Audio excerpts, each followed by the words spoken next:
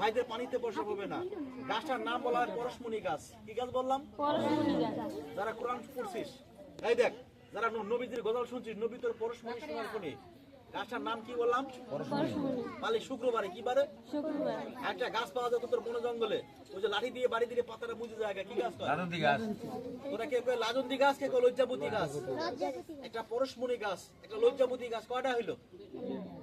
একটা গাছটা তুলেই নে, নিচে জ্বর হয় না, মাটির নিচে জ্বর, একটা পানিতে ভিজিয়ে খাইস। আল্লাহ তো রূপ বিধি ভালো করে আমার দোয়া করিস। নামাজে বসে, কিসে বসে? মন খারাপ করলি না? যেই মাদের ব্যথা আছে, অ্যালার্জি আছে, ডায়াবেটিস, সুগার আছে, গাছটা ভিজিয়ে পানি খাইস। যেই ভাইদের পানিতে প্রসাব, শরীরটা দুর্বল, সাপ দিকে ভয় করে, তাহলে একটু পানিতে ভিজিয়ে আসবে না, শুক্রবারে খাইস। কি বারে? মানে দোয়া করবি। সাপটা কি দেখা হইলো? আপনাদের এলাকায় কি নাম বলে? ফানক। ঠিক কথা কইছে। এর নাম হইলো ফানক সাপ। এটা রক্ত খায় না, মাংস খায় না, ঠুকুর দিলে জীবন চলে যায়। এই সাপে যদি কোনো বাড়িতে যায়, সেই বাড়ির লোকে ঘুম আসবে না। না মারা পর্যন্ত ঘুম আসবে না। যত পরিমাণ হোক, বড় হোক, যত টাকা পয়সা গেলা হোক, ওর ঘুম আসবে না। আসবে কি ঘুম? তবে গাছের নামটা কইছিলাম, ওই বাড়িতে একটা মুরব্বী দাঁড়িয়ালা আর একটা বয়স্ক মা 5 ওয়াক্ত নামাজ পড়ে।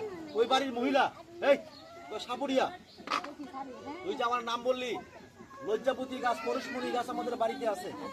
তোলার আমি নিয়ম জানি না, তুই যে সাপ ধরিস, তুই আমার শিখিয়ে দিয়ে দেখে যা।